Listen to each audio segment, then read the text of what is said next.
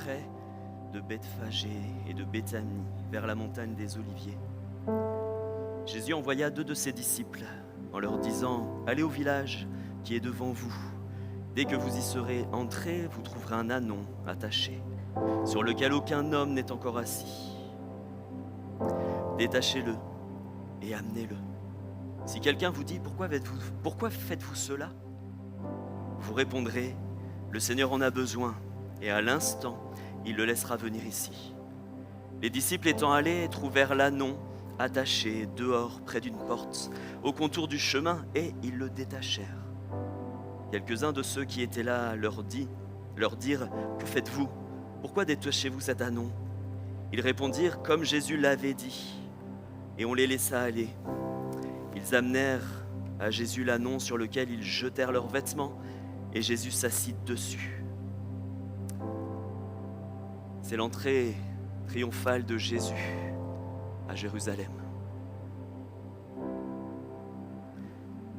Beaucoup de gens étendirent leurs vêtements sur le chemin, et d'autres, ils coupèrent des branches dans les champs.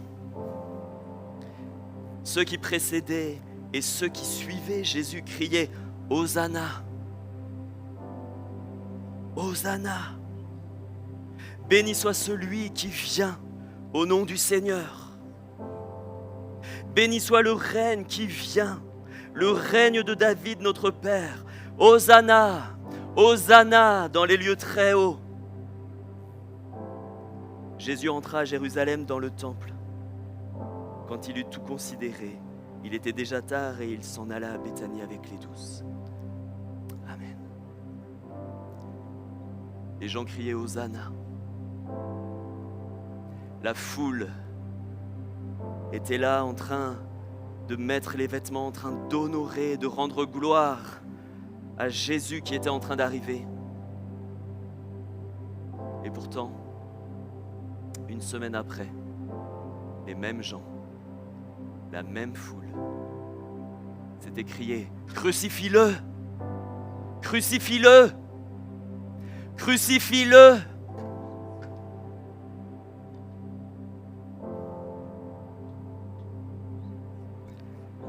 C'est pas juste nos chants qui vont nous sauver, mes frères et sœurs.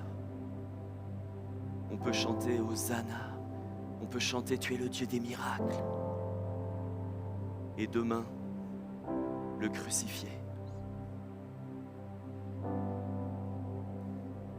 Dieu veut plus que ça. Il veut plus qu'une belle mélodie. Il veut plus que de beaux cantiques. Il veut plus qu'un super groupe de louanges. Non, Dieu veut ton cœur vrai.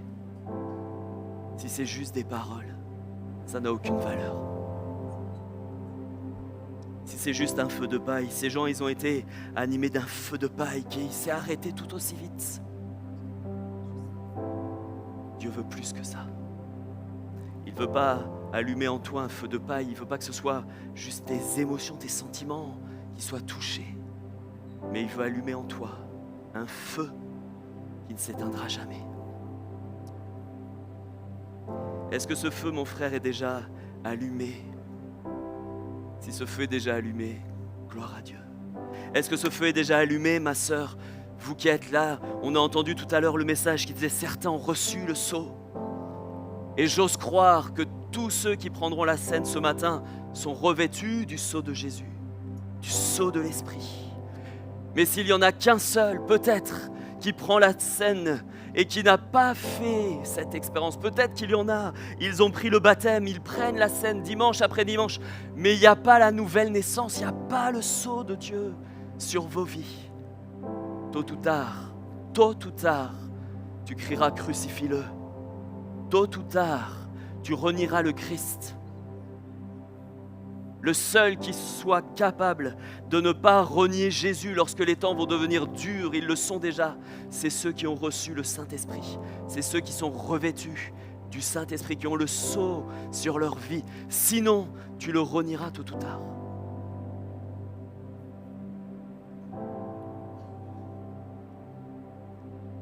Est-ce qu'on peut fermer nos yeux quelques instants ?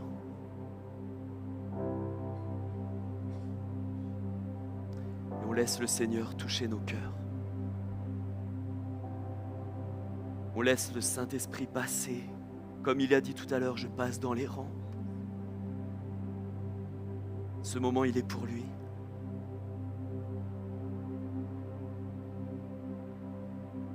Nous allons nous lever dans quelques instants pour prendre le repas du Seigneur comme il nous l'a ordonné. Mais bien-aimés, prenons-le avec joie, reconnaissance, mais en même temps avec un respect tellement profond. C'est un moment solennel, parce que c'est un temps où on célèbre la gloire que Jésus a fait dans nos vies, la